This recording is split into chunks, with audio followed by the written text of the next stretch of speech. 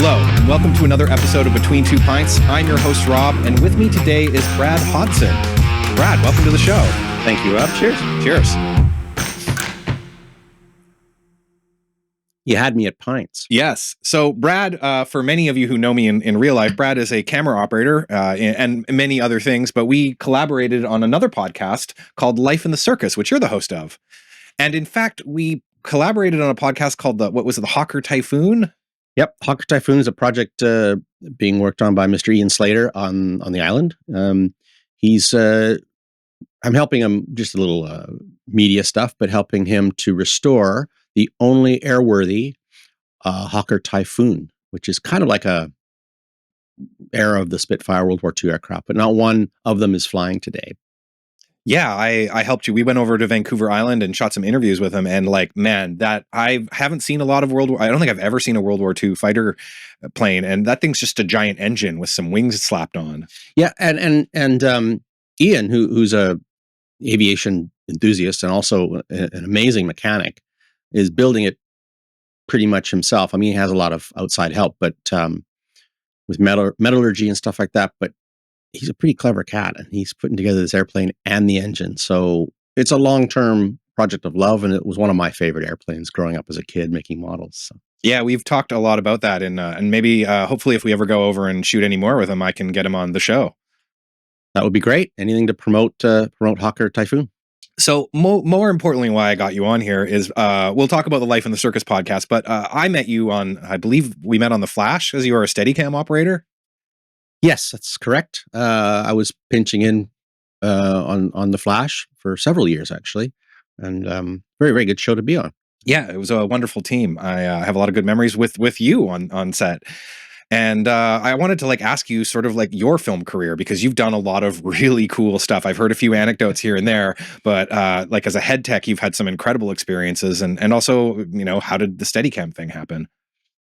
Well, I started as a child actor in Alberta. My dad was a producer for, back then it was more provincial, a lot of educational television. So I was doing a lot of educational programming. And then went to Vancouver when I was about 16 and went, why am I living in Alberta? I'm moving here. And then after high school, I moved to Vancouver, became a PA, and just started working in film and television and commercials as a PA. And then always wanted to be a director. So that's where I was focusing on. But after a certain point, I realized I had to make money. So yeah, as we all do. So I started getting into technician work. I started to be a grip and electric lighting technician. And then from there, gripping went into crane operating and crane teching. And from there went to remote head teching. And I brought in a bunch of remote heads from all over the world up into Western Canada to work in the motion picture business. So did a lot of interesting projects all over the world, actually, with different remote heads. And then and took a little hiatus from film. And then when I decided to come back, I thought, you know what? I'm going to be an operator. And I took the Steadicam courses, several of them, bought a Steadicam, and the rest is history. I've been kind of doing that ever since. So the Steadicam stuff, that's really interesting. had you already seen Steadicams, or I want to be the quarterback on set. I want to be the coolest guy. So how did that work? Well, originally when I was a kid, way back in Alberta, my dad was doing a live performance and a musical performance, and he brought in the Steadicam operator, Brad McCannell is his name. And I saw this for the first time, and I was probably about 14 years old. And I'm like, wow, that's pretty cool. And that's kind of the first touch of it. But I always thought it was that elite thing where, only the cream of the crop, kind of like Navy SEALs, right? Well, it's a pretty damn heavy rig. It is. And I guess it took decades of being in the industry and kind of getting my confidence up to go, well, if they can do it, why can't I? It was the same with remote head teching, because if someone can remote head tech a remote head that's difficult, you can figure it out yourself.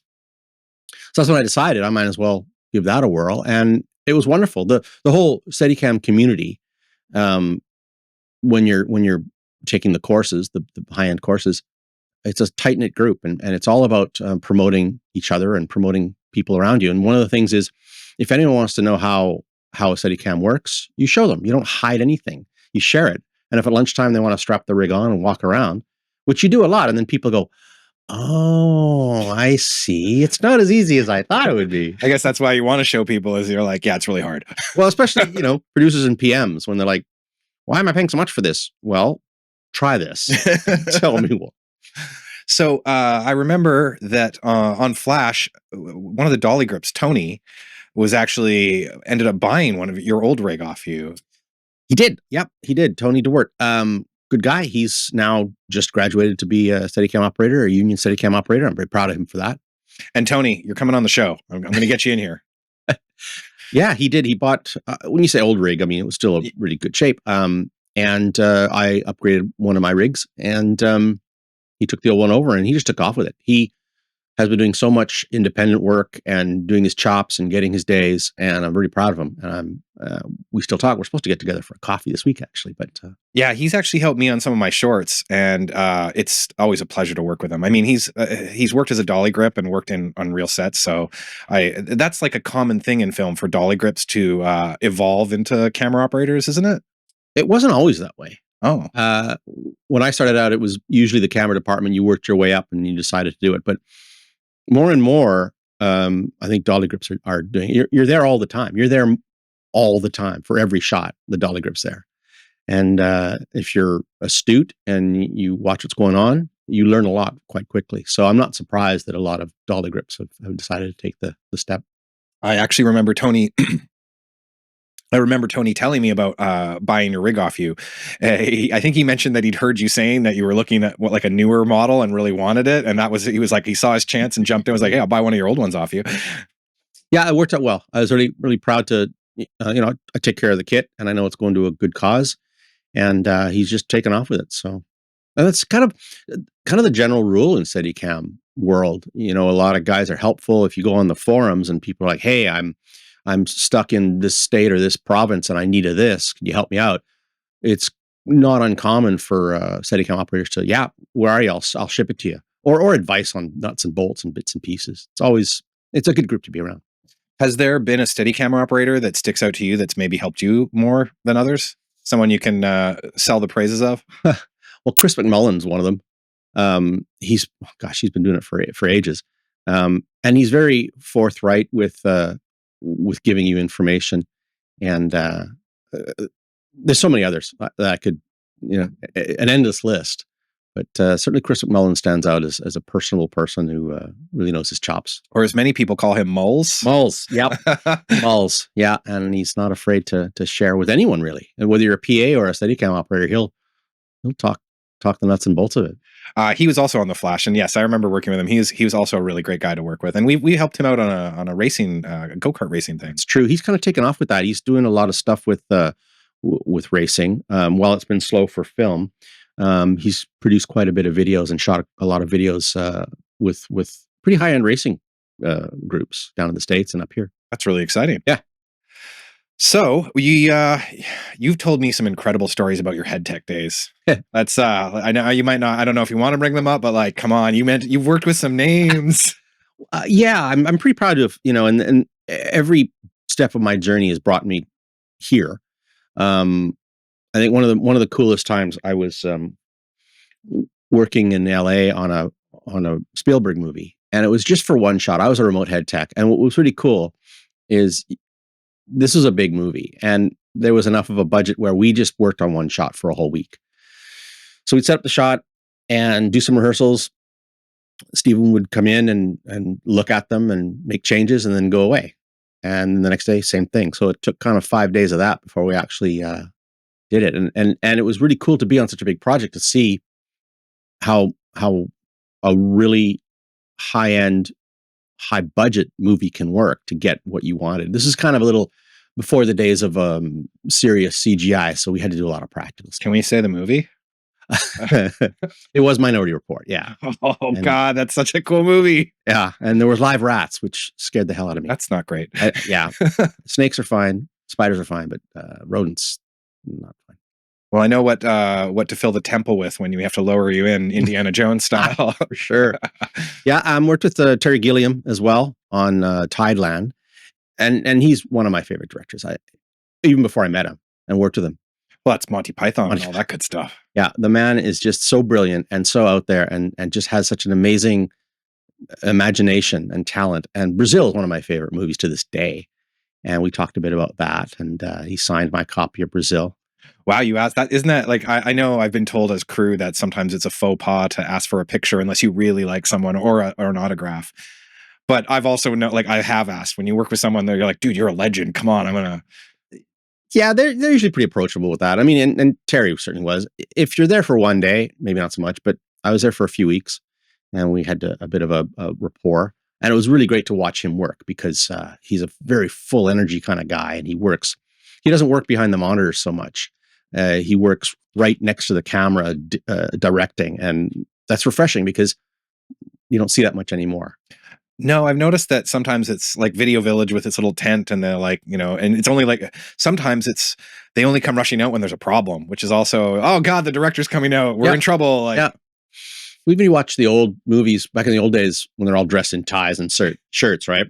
And in the studios, we were 40-degree through studios because all the lights were, arcs. Filament and Yep. There was no video village or video assist. So the operator, the director said, "Did you get it?" Yep. Moving on, right? So you trusted your operator, whereas today everyone's watching the monitor, and it's a different process. It's a lot more cooks in the kitchen, I think, is probably true. Yeah, and with digital, you can do many takes, and not nearly as much as you need to worry about than when film was around. I remember you mentioning also that you've worked in the Olympics and other sports stuff. Yes, I've been fortunate enough to be able to kind of put a foot in each camp. When I was a grip, and then I worked in remote head tech, I kind of got a little burnt out. So I left the film industry and just focused mostly on sport. So I dabbled in early on in my career. I was doing camera operating for sports, so NHL and football and soccer. And with that, it got me to 4 Olympic Games, which was amazing. Some career highlights when you're doing Olympic Games, opening ceremonies for some Olympic Games. And with sports, it's a different. You learn different skills and different tools, but it's always nice to say you can do that. You talk to people in film, and they're like, "Well, I'd love to get into sports." And you talk to people in sports, like, "Well, I'd like to get into film." So I'm really fortunate that I've been able to have a foot in each camp. Is there any of the Olympics that stick out as the most fun to work on? Or maybe just even the better city? Gosh, well, I've done 4. There's Vancouver, obviously, in my hometown. I did London, which is really cool because I got there early in London to be able to do more behind the scenes stuff. London, England? Yeah. Sorry, yeah. So we would kind of travel around the city with a tube pass, so you could get on the tube and go anywhere you want and just shoot stuff that would make little snippets before the Olympic Games. That was a lot of fun. So just getting to know London and spending time there as opposed to being a tourist there was really kind of cool. And the last one I did was in Korea, which is a total culture change for me. But it's a different animal, and it's exciting to have that on your resume because it has opened doors for me, having worked on the Olympic Games. How did you get into sports? Do you remember? Well, it all started out when I was in the remote head biz, and I brought some of the first net cams to which was then GM Place, Rogers Arena, where the Canucks play, and they wanted to have some in-house robotic cameras, and that's where that kind of started. And then the broadcasters got wind of it and said, "Well, we'd like to get a bit of that action," so they just shared the feed during the hockey games, and that's kind of where it all kind of started. That sounds really exciting. I know one of our coworkers on The Flash, Steven Simmons, works quite a bit in sports. Do you see him much? I do on occasion. Yeah, you see him at the rink or at the pitch. Yeah, nice. That's awesome. Yeah, we me and him play a lot of board games and stuff. So you also were recently accepted into the Society of Camera Operators, SOC. Yep, that was last summer. I was asked to join the SOC. Very proud of that. It's just kind of nice to have a little couple of letters by your name. How did that work? Did you send that to them, or did somebody recommend you, or like I don't even know much about the SOC? Right. Someone came to me and said, you should join. I'd sponsor. It was an SOC member. I'd be happy to sponsor you. So usually you need to have one or two other members, and then you fill out the form. And they're looking for people who have done it for a long time. And I just threw it in there and wasn't sure what to expect. And I got the thumbs up. So I was pretty proud to be asked to join. Part of it was too, they ask you why you want to join. And I think also for me, it was also I want to do more mentorship and help bring people up. And when it gives people take you a little more seriously, I think when you have a little SLC next to your name, at least I'm hoping. And it looks better when you're doing workshops. Well, and even informally, you mentored Tony, like we just mentioned, and like I know he speaks very highly of you as well. Most people speak highly of you, so. But yeah, so I guess you're going to just formalize the mentoring more. How does that work? Did people get to like? Is there a program through the SOC? They have a lot of stuff. They have a lot of workshops down in the States that you could go to. But I'm being in Vancouver here. I'm getting a little more involved with the CSC as well. Right. And working on some of their workshops. And that's the Canadian Cinematographers? Society of Cinematographers. Yeah, I'm an associate member of that as well. And the reason I wanted to get involved with that is you're asked to do a lot of volunteering and mentorship with the CSC, and I'm happy to do that. And also there's screenings of other people's work, which I want to get more involved in, seeing some of my colleagues some of the stuff that they've done, like yourself, making your own movies. Mm-hmm. So it's just a nice little network to meet other people and see what other work they're doing and maybe peddle some of your own. And speaking of that, you've mentioned you're getting into writing. Well, yeah, it's funny. When I first moved to Vancouver, I wanted to be a director, and I thought, well, I had this idea for a movie, and I wrote it 20 years ago, and then realized that I'm not making any money, so I had to start making money. So did the whole grip thing, electric thing, and started making money, and then just kind of shelved the script. And then I dusted it off a couple of years back and read it again, and I thought, you know what, this isn't so bad still. And managed to get my good friend and colleague Dana Barnaby, who's a fabulous director and DP. And an incredibly talented distiller and brewer, I believe. You would know that, of course. Yes, he makes his own whiskey on the side, but he also he read the script and he really liked it. We sat and rewrote it, or workshopped it and rewrote a lot of stuff. And so now we're in the process of kind of showing that around in the hopes of getting that together. It's kind of an almost famous music industry kind of story. Oh, that sounds exciting. Is there do you have a log line or any of that stuff? I do. I just don't remember it right now. That's fine. It's kind of like a washed up. I think it's something along the lines of a washed up guitar player who's left the music industry bitter, gets re-inspired when he runs into a young female singer who wants to become a star. I know it sounds like A Star Is Born, but this is a little more grassroots. And when I dabbled in the music business with ages ago, shooting music videos and stuff, I kind of thought, you know what, this would be kind of cool to do a movie about the music industry, and it would take place on the West Coast, somewhere on the West Coast, either Washington State or Seattle. And there's little snippets based on some of my experiences working in the music business. And I think you also mentioned that maybe you're looking at trying to write series now too.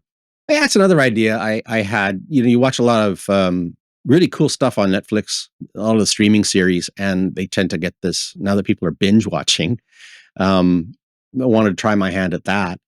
So right now I'm working on just kind of piecing together some ideas or an idea for a series. And what I want to get to is a log line, but I'm slow. And I admire people who can write really quickly and kind of have a direction. They can kind of, okay, then the character does this and they want to get to here. I think on a level that's more like, well, they could do this or go this direction or this direction. Which one do I want to do? And that's what kind of bogs me down. Have you have you read the book On Writing by Stephen King? No, but my good friend Peter DeLuise, actually, who I spoke with a week ago, said that very thing. You should read the book by Stephen King. It's not only, there's actually an audiobook that's read by him. Yeah. And because it's read by Stephen King himself, and it's part autobiography. The audiobook is incredible because he talks about his life as well. Like he slips in all this wisdom about writing while hearing about his crazy life and like, how his like first book that sold for like 100,000. And yeah, it's a fantastic audiobook. Peter DeLuise is a very wise man. He is a very wise man and very funny man and a very talented man. And so when he says to me, read the book, I definitely gotta read the book. If you don't have time to sit down and read the book, I enjoyed the audiobooks simply because it was also read by Stephen King, and he's not a bad reader because he's talking about his life. So that would keep me awake at night, though. Jeez, I couldn't sleep after that. Well, he's not scary. It's just very inspiring. Some of the movies he's done. Yeah, I know. But and that's the other bizarre part is you listen to him and he just sounds like, because he was like an English teacher. He sounds like the English teacher you liked. Right. So like he sounds like smart, kind of humble. He talks about like, it's like, what is it? Some people are by the seat of their pants writers and some of them are plotters. Yep. And yeah, no, it's just a fan. And you also hear about like, because he got hit by a car and like all this other stuff. Oh, kind of like you. Yeah. I think he was a lot more injured than me, but well, now you can start writing prolifically now that you've hit by a car. I mean, I've got a pilot written and it's just it's not Stephen King quality though. Oh my God. Yes. And also, anybody watching, Peter DeLuise was on one of Brad's guests on Life in the Circus, which is a good segue. And so we worked on this project, and we'll be doing more episodes. I was just a little more to come. Yes, yeah, a little slowed down by a head injury. But you were interviewing people in the film industry so they could talk about their projects or the side hustles, very much like this podcast. And Peter DeLuise came on, who like he's like a hero of mine because he did Stargate, which is like one of my favorite series. Well, shows how old I am, but I grew up watching his dad, Dom DeLuise, who was such a funny man and so unique. And so I see a lot of obviously Dom in Peter in the way he behaves. But yeah, so we became friends working on a couple projects together, and it's nice to be able to have him on the end of my telephone if I need to get some creative advice. And his episode where you interview him, it's like an hour long and it's just nonstop interesting stuff. He's absolutely hilarious. Yeah. Life in the Circus with Peter DeLuise was a really good episode. So you should watch it. Yeah. We'll put a link in below because I was really excited to work on that. He was also really nice to all of the people behind the stuff too. Yep. He's a passionate person about, he's an actor, he's a writer, a producer. He's passionate about the industry and he's just fun to be around. He's just funny too. Yeah, it's always when I got into film, it was really great because there's a decent number of people in film who they just love it. Like it's in their blood, and it's always nice hearing people talk about the things they're always doing. Like even you're operating, you're doing sports, you're writing, and even into our next bit, you restored a heritage building. Oh, well, yeah, I'm a big heritage historical buff, history buff, I guess you can say.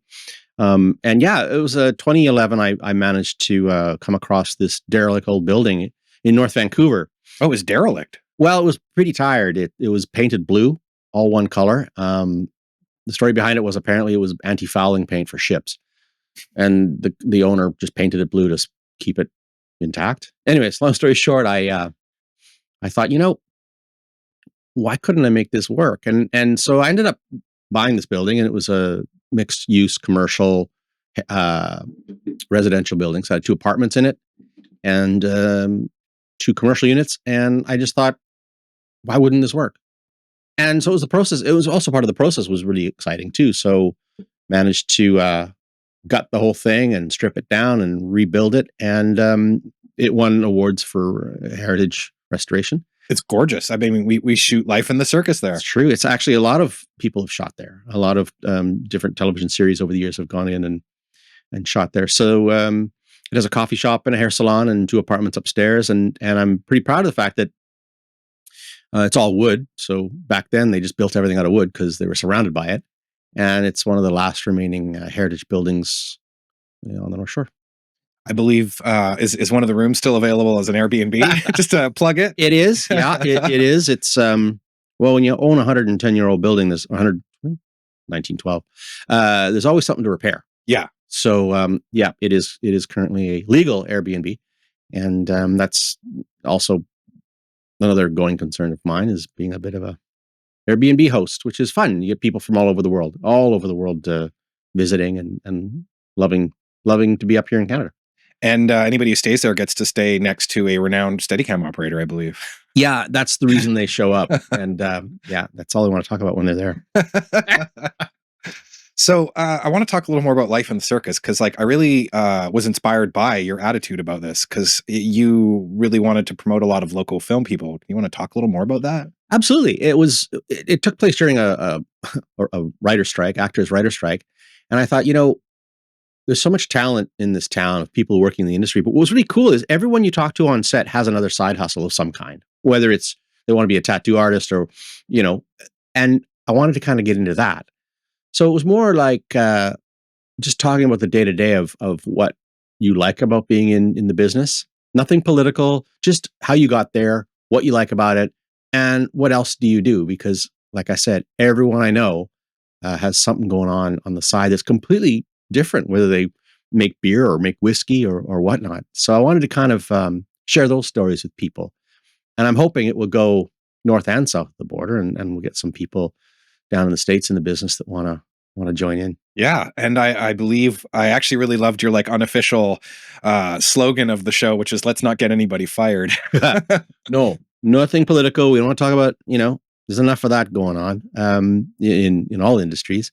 It's just to meet the people that make your movies and what they got into it. Because I noticed that when I got into filmmaking was way different. And some of my favorite movies are still some of the oldest movies going, and you'll watch them again and again and go, that's why I really like it.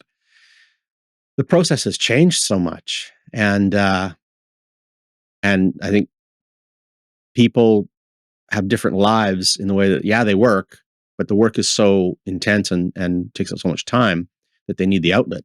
And it's interesting to hear what they do for the outlet. I know one of the other episodes we did was really interesting. You brought on the DOP Todd Williams, Yes. who like he had been the DOP on Legends of Tomorrow, which is, I love that show. It's like a zany cartoon made real. But also, like, he'd started painting, and I remember he brought banana wine, which, anybody who brings alcohol to a shoot is beloved. Can you talk a little bit about that? Yeah. So we reconnected after years. We worked together when I was a remote head tech and he was a camera assistant, and we ran into each other. We had worked way up in the high Arctic, like Dawson, and we just reconnected after 20 years. And I was telling him about the podcast, and he was just telling me, I doing some DP work, and I paint, and I got stuff in a gallery in London, and I got stuff in a gallery here. I'm like, oh, okay. And so we brought some of his paintings on. He said, oh, I also decided to make wine out of bananas, and that's something you wouldn't hear most people say. And the first thing comes to mind is, ew, banana wine. Yeah, but I mean, you can make wine out of just about anything, and it was actually really good. Yeah, and I had a sip of that, and it was light. But if you didn't tell someone, they would just go, oh, look, it's a wine with notes of banana. No, it's banana wine. So again, so for me, I couldn't paint. I could barely paint a house, let alone paint on canvas. But he just did these paintings. Just something for him was just kind of he started when he was finishing work. At the end of the day, he'd go home and just start painting as therapy. And that just led to, it's funny how it could lead to anything. And then suddenly he's in galleries. I'd actually love to hear more about that journey, or even like what is his painting setup? It's actually very similar. We talked about it. Stephen King, he talks about, like, on writing, you want to have like a space to do it. And I bet he has like a little space to paint. But Yep. I remember watching the episode, he mentioned that like he noticed he was like painting with the colors that he'd been lighting with on set that day. Huh. I found that really interesting. Yeah. Kind of an extension of yourself in a different way. Yeah. So was there any, besides Peter DeLuise, because everybody loves him, was there any guest that is like a particular favorite of you? Not to pick favorites, but. Well, I have to, yeah. I mean, they're all wonderful people. My friend Polly Pierce is pretty amazing. Oh God, yes, Polly is a legend. She can do the work of three people. It's funny, when you talk to her, she's like, oh yeah, I'm filling out this form, writing this, I'm doing this movie. I'm actually hoping to be working on one of her shows coming up in next month. But she is a mover and a shaker, and her career is going to take off. She is so talented and gets the job done. She's so highly functioning. She's really good. Yeah, I was actually a trainee under Polly, and it was it was staggeringly impressive because she's this sweet girl woman, and she seems like chipper and bubbly, but she is hard as fuck. Like, she is tough. Yeah. Watching her on a Friday, like Friday night shoot after a full week of like 60 hours, I think on Riverdale, and like unfazed, still chipper, I couldn't do that. And it was always incredibly impressive. She always seemed to have her shit together. Yep.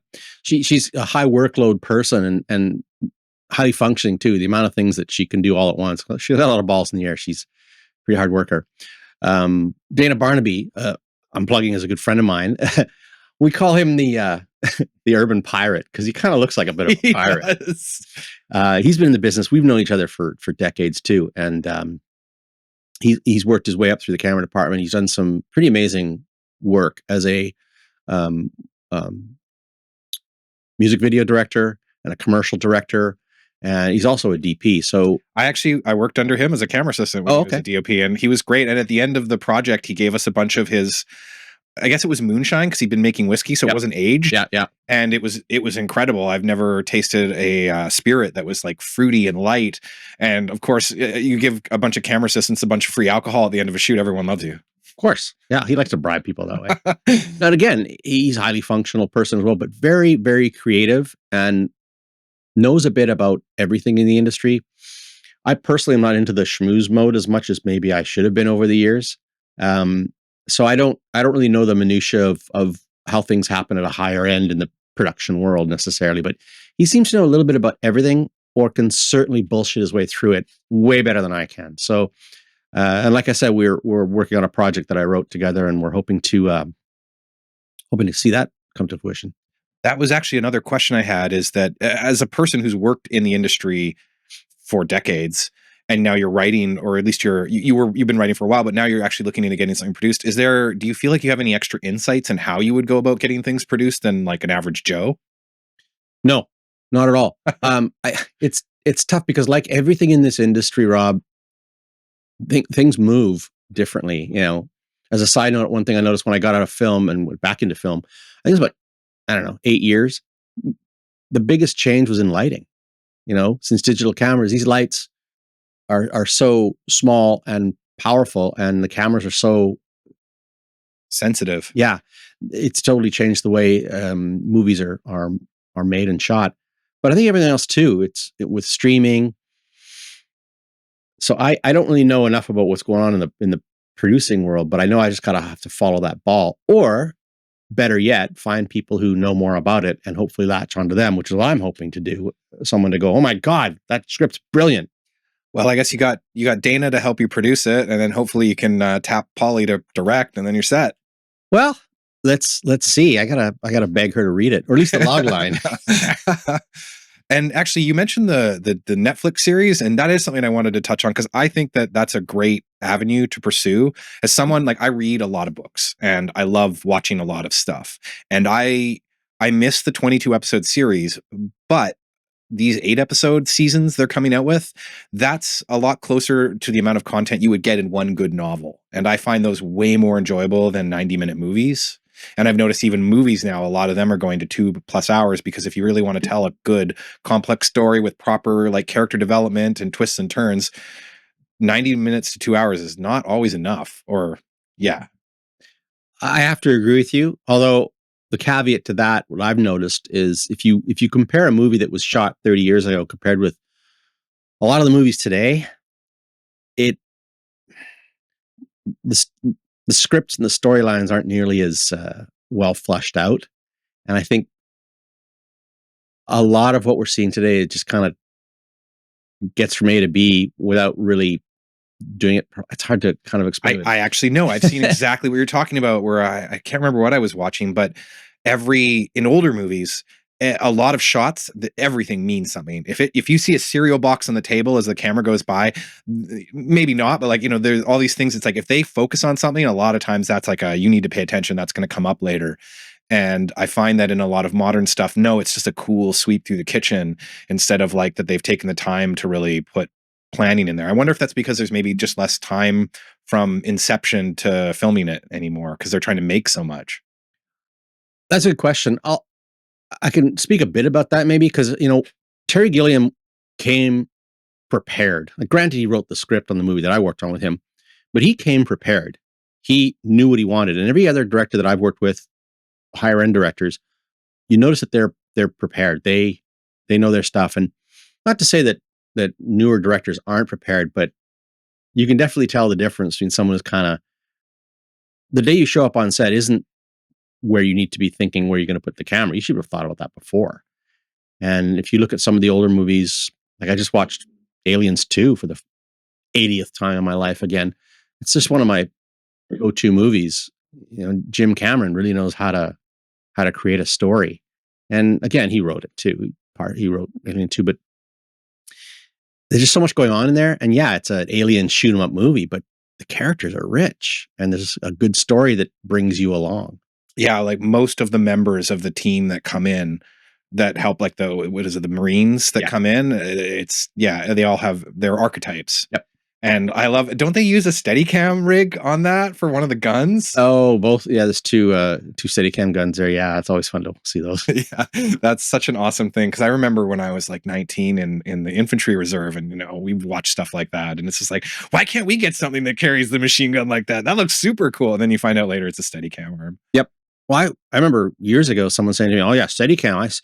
They developed that during the Vietnam War to carry a gun." I'm like, I don't think that's the case, but sure, you can roll with that one. I do know, I believe the dollies were invented to carry bombs for planes originally. Yes. Yeah. Maybe they were getting that mixed up. Maybe. And the machine guns, the wheels on the machine gun, or the anti-aircraft guns. Yeah. They just developed that for wheeled heads after. Ah. Yeah. Well, is there anything else you need to plug? Anything else I need to plug? I don't think so. Yeah. Yeah, any producers out there, I'm writing. Cool. Well, Brad, thank you so much for joining me today. And hopefully I'll get my head together and we can shoot some more between Life in the Circus. I would love to. Thanks, Rob. Cheers. All right. Easy peasy.